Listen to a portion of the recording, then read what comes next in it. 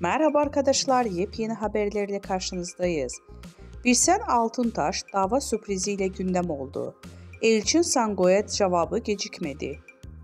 Birsen Altuntaş ile Elçin Sango arasında gelirim.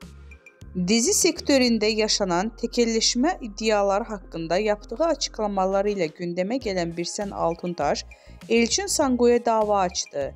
İkili arasında yaşanan atışmalardan sonra Elçin Sango Birsel Altuntaş'a gerilmişti.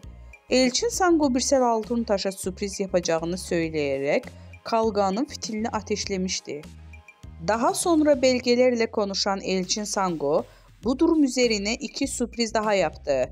Sosyal medya hesabından Altuntaş'a dava açtığını duyurdu. Birsen Altuntaş'tan cevap. Ünlü oyuncu Elçin Sango dün sana iki sürpriz daha var diyerek Altuntaş'a dava açtığını ilan etmişti. Birsel Altuntaş seninle son kez muhatap oluyorum diyerek dava açmıştı.